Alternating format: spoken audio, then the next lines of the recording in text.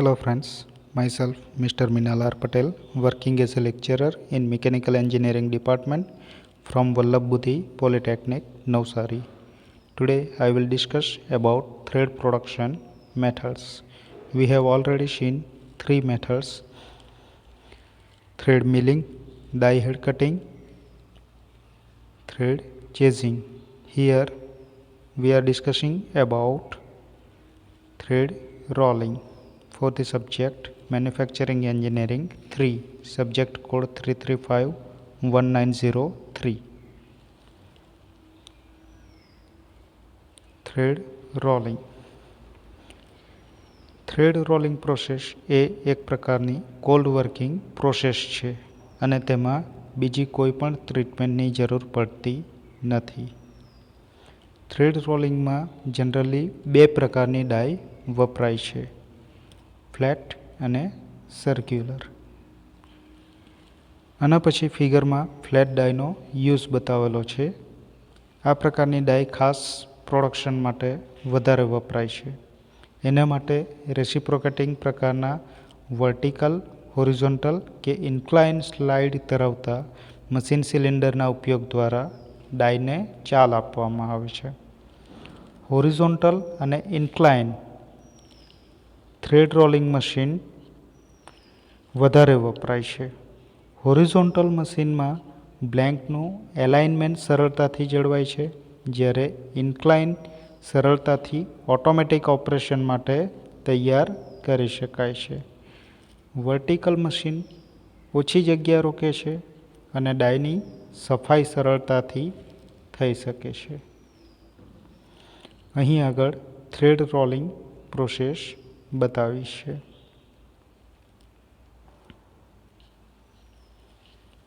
અહીં આગળ તમે જોઈ શકો છો બે ડાય બતાવેલી છે.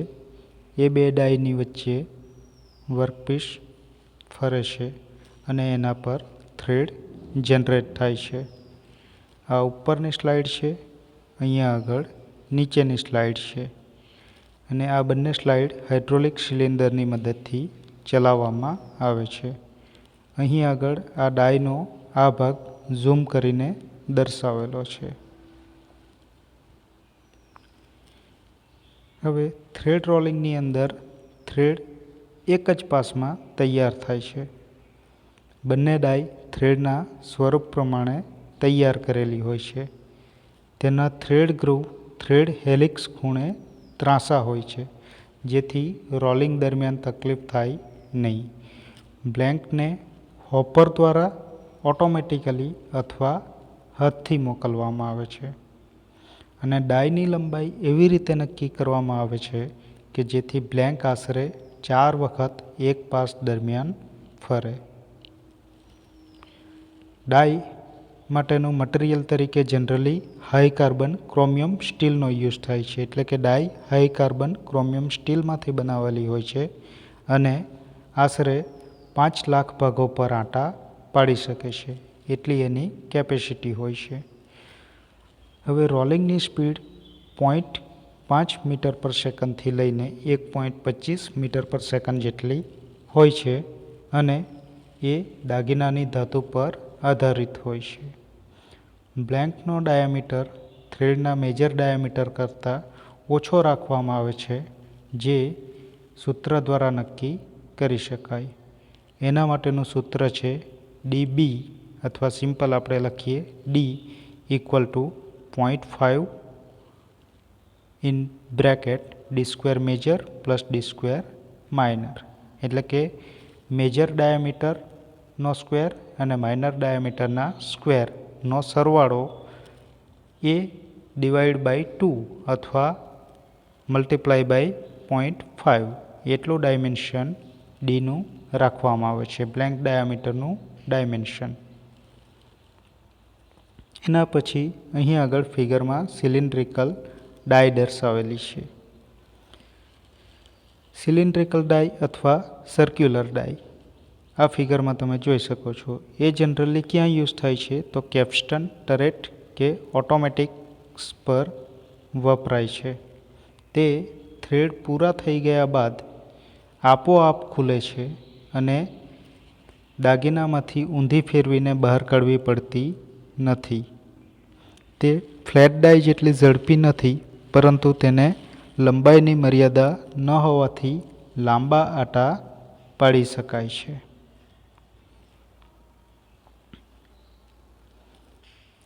સિલિન્ડ્રિકલ ડાય પછી અહીં આગળ રોલવાળી ડાય દર્શાવેલી છે.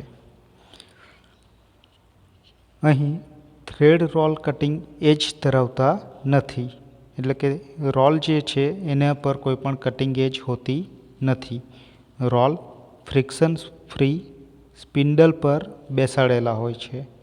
તેના પર હેલિકલ ગ્રુવ પાડેલા હોય છે. રોલનો ડાયામીટર વર્ક ડાયામીટર કરતાં 3 ગણો મોટો હોય છે. આથી વર્ક પર જુદો હેલિક્સ એંગલ ન મળે તે આશયથી રોલને મલ્ટીસ્ટાર્ટ બનાવવામાં આવે છે અને તેનું પ્રમાણ રોલ અને વર્કના ડાયામીટરના પ્રમાણમાં જ રાખવામાં આવે છે.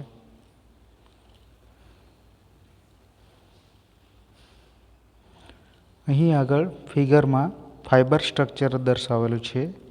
અહીં 2 પ્રકારના સ્ટ્રક્ચર બતાવેલા છે. જો મશીનિંગ વડે થ્રેડ તૈયાર કરવામાં આવે તો ફિગર એમાં દર્શાવ્યા મુજબ એનું સ્ટ્રક્ચર મળશે, અને જો રોલિંગ પ્રોસેસ દ્વારા થ્રેડ તૈયાર કરવામાં આવે તો ફિગર બીમાં દર્શાવેલ સ્ટ્રક્ચર જોવા મળશે. હવે ફ્લેટ અને સર્ક્યુલર ડાયની કમ્પેરિઝન અથવા તુલના. તો ફ્લેટ ડાયમાં થ્રેડની લંબાઈ ડાયની પહોળાઈ જેટલી જ મળે.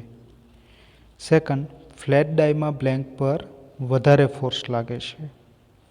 થર્ડ, ફ્લેટ ડાયમાં કોર્સ પીચવાળા થ્રેડ શેપ કરવા અઘરા છે. ફોર્થ, ફ્લેટ ડાયની બનાવટ મોંઘી છે અને અઘરી છે. ફ્લેટ ડાયની પ્રોડક્શન કેપેસિટી વધારે છે અને ફ્લેટ ડાય મોટા ડાયામીટર માટે વધારે અનુકૂળ છે.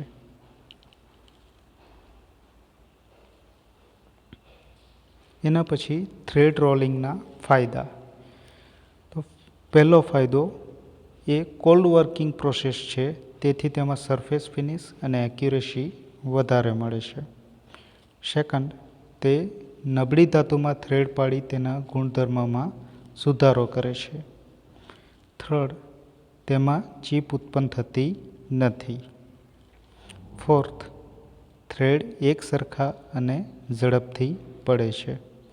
ફિફ્થ, તેમાં ટૂલનો ખર્ચ ઓછો આવે છે, ટૂલ લાઈફ વધારે હોય છે. સિક્સ્થ, જુદા જુદા સ્વરૂપના થ્રેડ પાડી શકાય છે. સેવન્થ, મટીરિયલનો બગાડ થતો નથી. 8, માસ પ્રોડક્શન માટે વધારે અનુકૂળ છે. 9, ફટીગ સ્ટ્રેન્થ શિયરિંગ સ્ટ્રેન્થ વધે છે. 10, કટર માર્ક નથી. 11, એલ્યુમિનિયમ, કોપર, બ્રાસ વગેરે માટે વધારે અનુકૂળ છે.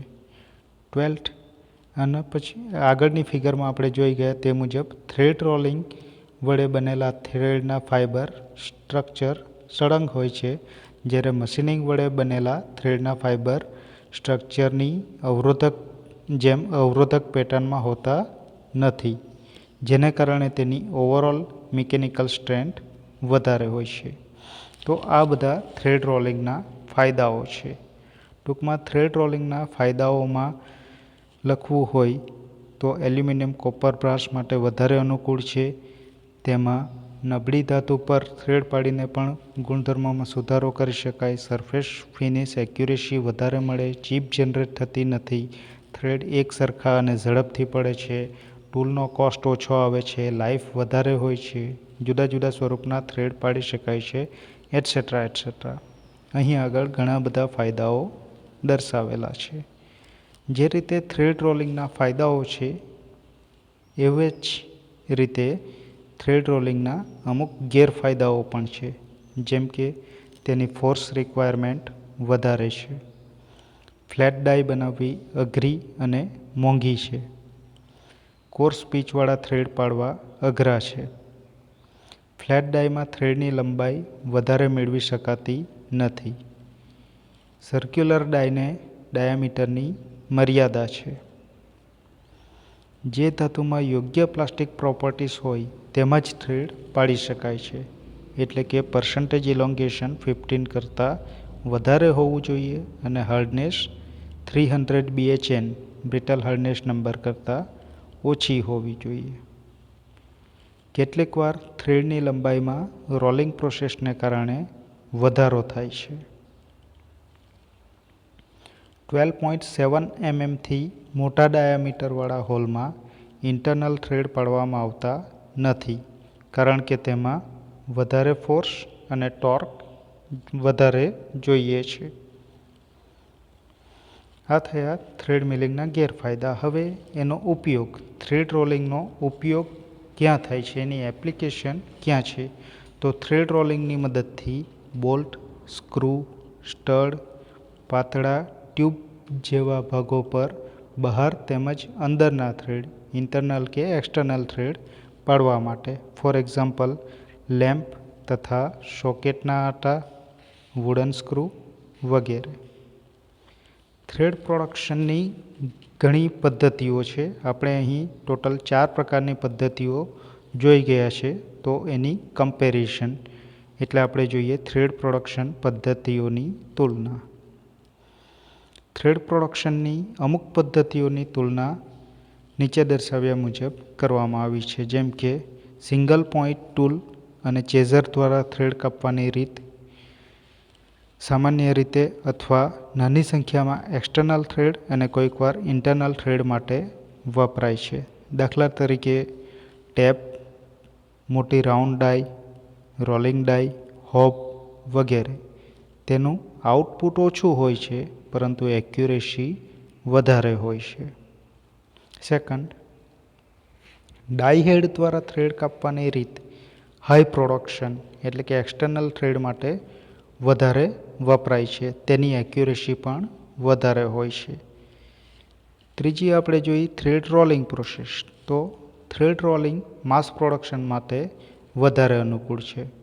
એક્યુરેસી અને સરફેસ ફિનિશ ઉત્તમ પ્રકારના મળે છે અને કરકસરયુક્ત છે. ઓછા ખર્ચે વધારે પ્રોડક્શન કરી શકાય. થ્રેડ મિલિંગની પ્રોડક્ટિવિટી ઓછી છે. સરફેસ ક્વોલિટી પણ ઉતરતી કક્ષાની છે, એટલે જનરલી વધારે યુઝ કરવામાં આવતો નથી. તો આ 4 પ્રકારની જે મેથડ છે એનું કમ્પેરિઝન પણ અહીં આગળ દર્શાવેલું છે. હવે રફનેસ સિવાયના મુદ્દાઓને કન્સિડર કરીએ તો પણ આપણે અલગ અલગ રીતે જુદી જુદી પદ્ધતિની તુલના કરી શકીએ. જેમ કે પ્રોડક્શન રેટના આધારે એટલે કે પ્રતિ કલાક બનતા થ્રેડની સંખ્યાના આધારે. સેકન્ડ, ક્વોલિટી કન્સિસ્ટન્સી એટલે કે ક્વોલિટીની એક સરખી જાળવણી થાય છે કે નહીં એના આધારે. થર્ડ, થ્રેડ અને વર્કપીસની સાઇઝના આધારે. ફોર્થ, વર્કપીસનું મટીરિયલ કયું છે એના આધારે. ફિફ્થ, પાવર કન્ઝપ્શન કેટલો થાય છે એના આધારે. સિક્સ્થ, ટૂલિંગ કોસ્ટ અને મેન્ટેનન્સ કોસ્ટ કેટલું આવે છે એના આધારે. અને લાસ્ટ, ઓવરઓલ ઇકોનોમી. તો આ મુદ્દાઓને કન્સિડર કરીને પણ આપણે અલગ અલગ પ્રકારની પદ્ધતિની અલગ અલગ રીતે તુલના કરી શકીએ.